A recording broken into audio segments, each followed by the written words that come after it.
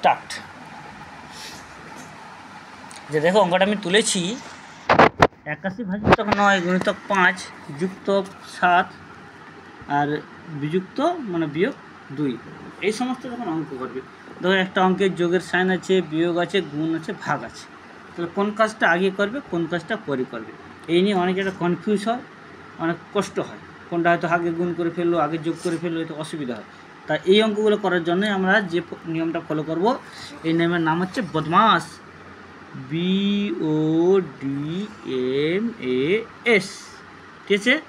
রুলটার নাম বলবে বদমাস, BODMAS।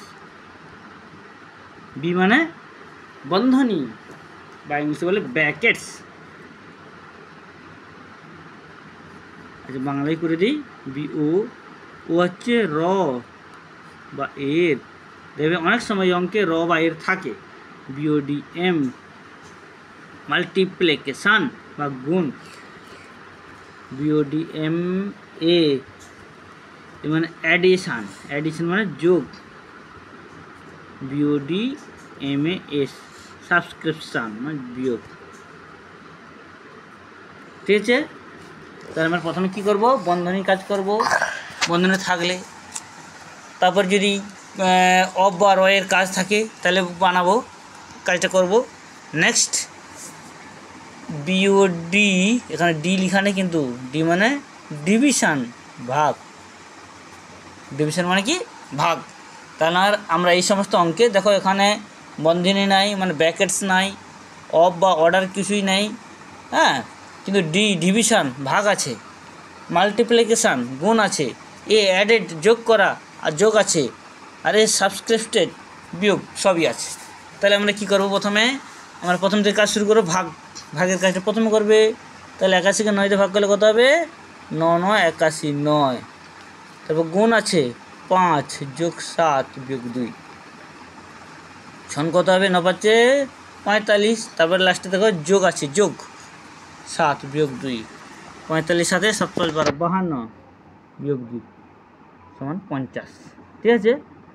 আচ্ছা এইভাবে যখন অঙ্ক থাকবে তাহলে প্রথমে বন্ধনীর কাজ, তারপরে বন্ধনী আবার 3টে হয়, প্রথম বন্ধনী, দ্বিতীয় বন্ধনী, তৃতীয় বন্ধনী। প্রথম বন্ধনী দেখবে এইভাবে থাকবে, দ্বিতীয় বন্ধনী এইভাবে থাকবে, তৃতীয় বন্ধনী এইভাবে থাকবে, ঠিক আছে? এগুলো বন্ধনী। আচ্ছা আবার অনেক সময় দেখবে মাথার উপরে এইভাবে দাগ দেওয়া থাকে, দাগ থাকলে সে কাজটা আগে করতে হবে। বিশেষ করে এই অঙ্কগুলো তোমরা পাবে ক্লাস 1 to ক্লাস 6 পর্যন্ত, মনে হচ্ছে পাবে 6 পর্যন্ত মেনলি এই অঙ্কগুলো পাবে, ক্লাস 1 to ক্লাস 6, ঠিক আছে? এরপরে এর উপরে নির্ভর করে এগিয়ে যেতে হবে। আর যারা এখন বুঝতে পারো না এগুলো একটু চেষ্টা করে না।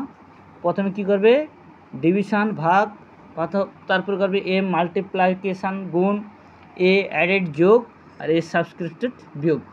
তাহলে ভাগ গুণ যোগ বিয়োগ এইভাবে মনে রেখে তোমরা কাজ করবে, সুন্দরভাবে অঙ্কটা তোমরা করতে পারবে, ঠিক আছে? এভাবে আরেকটা অঙ্ক আমি তোমাদের দিচ্ছি, তোমরা একটু করে আমাকে কমেন্ট করে জানাবে। তো সাপোজ 85 ভাজিতক 13 গুণিতক 3 যুক্ত 7 বিযুক্ত 5, তাহলে এটা আমি ডাইরেকশান দিয়ে দিই। প্রথমে কী করবে, 85কে 13 দিয়ে ভাগ করবে, তাকে 3 দিয়ে গুণ করবে, গুণফলটাকে 7 যোগ করবে, 7 থেকে 5 বিয়োগ করবে, ঠিক আছে? আচ্ছা এটা আবার ক্রিটিক্যাল থাকে, সাপোজ ভাগটা প্রথমে দেওয়া আছে, সুন্দর বুঝে নিলে, ধরো ভাগটা মাঝখানে থাকলো, তাহলেও ভাগটা মাঝে থাকলেও মাঝের কাজটা আগে করে নিতে হবে, বুঝতে পেরেছো? এইভাবে তাহলে অঙ্কটা করবে, কমেন্ট করে আমাকে বলবে এই অঙ্কটার উত্তর কত হলো, ঠিক আছে? Thank you.